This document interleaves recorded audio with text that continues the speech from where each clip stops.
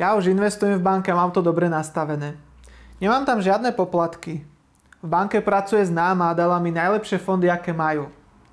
Minule som bol na pobočke, menil som občiansky preukaz a tam ma okecali na nejaké fondy, že vraj majú rásť.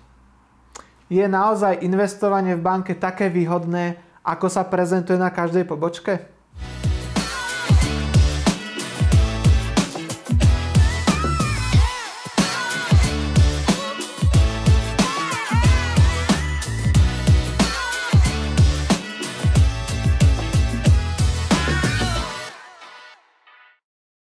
Ahojte, vítam vás pri ďalšom investičnom videu.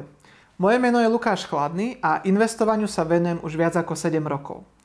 Momentálne klientom spravujem majetok na úrovni zhruba 3 miliónov eur. Veľmi často sa stretávam s tým, že klienti už investujú v banke a využívajú nejaké fondy. Z tohto dôvodu som sa rozhodol spraviť video o fondoch, ktoré teda poskytujú banky, a s ktorými sa najčastejšie stretávam pri práci s klientmi. Veľa z nich bohužiaľ nevie, aké platia poplatky, či musia platiť, dajme tomu, dane a celkovo, že či sa vôbec takéto investovanie oplatí a či možno existuje aj lepšia alternatíva. Ja s klientmi využívam ETF fondy, ktoré sú po jednom roku investovania od dane 19% zo zisku oslobodené a teda klienti nemajú povinnosť zdaňovať svoje výnosy. Takýmto spôsobom sa dá ušetriť tisícky aj 10 000 eur na ušetrenej dani.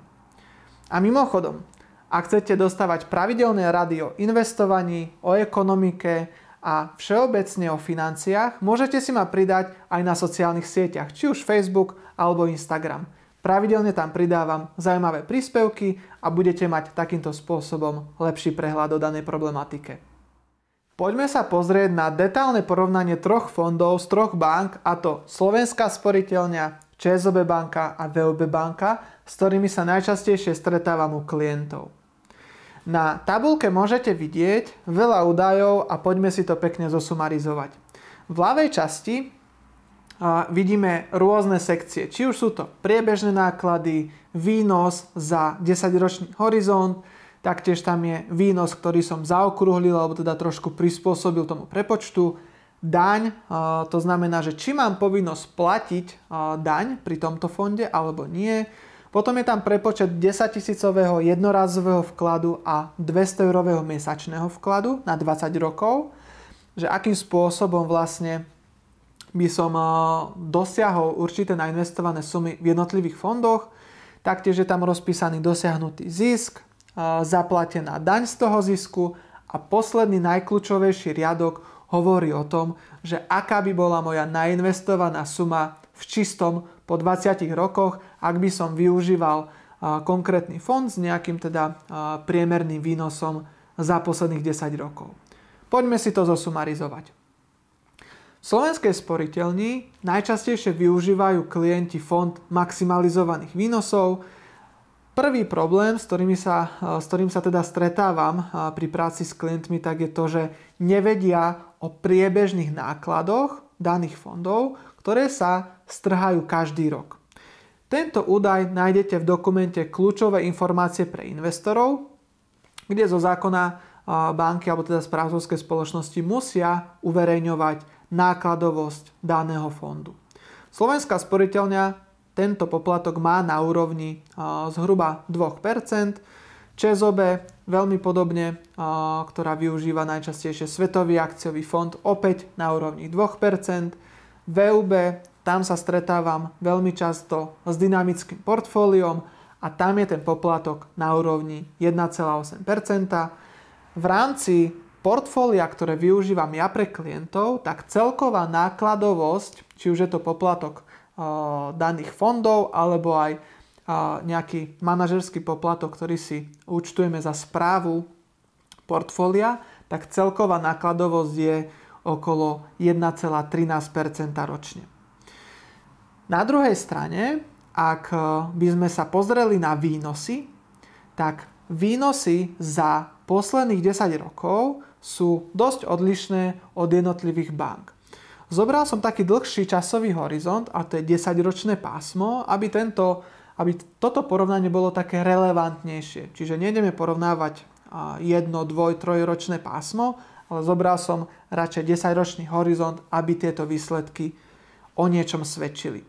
No a na 10-ročnom horizonte môžeme vidieť, že tie výnosy sa pohybujú od nejakých možno 3% do zhruba 6 alebo teda 6,5%. Tie výnosy som teda zaokrúhlil. Pri našich stratégiách som bol ešte trošičku pesimistickejší a nenavyšoval som to. Pri bankových fondoch som teda tento výnos o niečo navyšil a teda výnos do výpočtu som stanovil následovne. 6,5% Slovenská sporiteľňa, ČSOB 4,2% a VUB 3% ročne a pri našom ETF portfóliu som stanovil výnos 9% ročne a keď sa aj pozrieme napríklad na S&P 500, tak za takmer nejakých možno 70-80 rokov, čo som pozeral históriu, tak tie výnosy sú presne na úrovni okolo 9 až 10% ročne. Tým, že naše portfólia sú prevažne z ETF fondov, a toto konkrétne akciové portfólio máme 100% z ETF fondov, takže nemáme povinnosť platiť daň. Pri bankových fondoch je teda 19% na daň. Pri vklade 10 000 eur a 200 eur mesačne na 20 rokov, pri daných výnosoch, tak tie výsledky môžete vidieť v tabuľke. Samozrejme, pri každom bankovom fonde sa aj platí daň zo zisku, čiže z dosiahnutých výnosov, to sú tie údaje pod, tak musíme zaplatiť daň. Či už je to pri slovenskej sporiteľni okolo 13 000, potom ČSOB viac ako 7 000 a VUB takmer 5 000, tak tieto peniaze, aj keď by sme mali rovnaké výnosy v našom portfóliu, tak nemusíme zdaňovať, pretože máme oslobodenie. No a pre nás najkľúčovejšia vec, čiže koľko by som ja ako investor, ako klient dokázal nainvestovať za 20 rokov v čistom, to je pre mňa najdôležitejší údaj, tak pri slovenskej sporiteľni a fonde maximalizovaných výnosov by to bolo takmer 118 000 eur, pri ČSOB svetový akciový fond by to bolo takmer 90 000 eur, pri VUB dynamické portfólio by som mal takmer 80 000 eur a pri našom portfóliu by som mal nainvestovanú sumu takmer 185 000 eur. Čiže môžete vidieť, že tie rozdiely sú obrovské a vôbec nie je jedno, že do akého fondu investujete, či máte povinnosť platiť daň a tieto všetky parametre sa automaticky potom zohľadnia v tom výsledku nainvestovanej sumy. No a samozrejme ide aj o priebežnú nákladovosť každý rok, pretože čím mám vyššie ročné náklady, tým mám automaticky o túto hodnotu nižší výnos. Z tabuľky je zrejme teda, že rozdiely sú naozaj obrovské a nie je jedno, aký má klient priebežný ročný poplatok, či má povinnosť platiť daň a zároveň aké dosiahol čisté výnosy. Dôležité je ale poznamenať ešte to, že ak by všetky 4 portfólia investovali do rovnakých akcií, alebo teda do rovnakých aktív, tak by tie z bank zarobili klientom menej, pretože majú vyššie ročné poplatky, ako majú moje ETF fondy, alebo teda ETF portfólio. Lebo ročné poplatky znižujú čistý výnos klientom. Druhý dôležitý parameter je ten, že z dosiahnutého zisku sa musí v prípade bankových fondov zaplatiť 19% na daň. Opäť je to veľká nevýhoda, keďže zo zisku sa ukrojí zhruba 1/5. Čím by klient investoval viac eur na viac rokov, tak tento rozdiel by sa každým rokom len zväčšoval.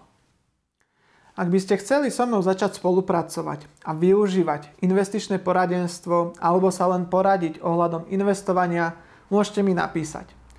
Prikladám na seba kontaktné údaje a okrem toho si ma môžete pridať aj na sociálnych sieťach. Či už je to Instagram, Facebook alebo aj nejaké ďalšie sociálne siete, na ktorých sa nachádzam.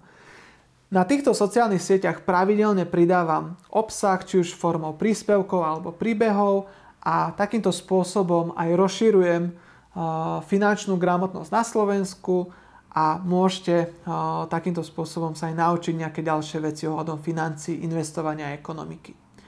Ďakujem za pozretie tohto videa a vidíme sa na budúce. Nech sa vám v investovaní darí.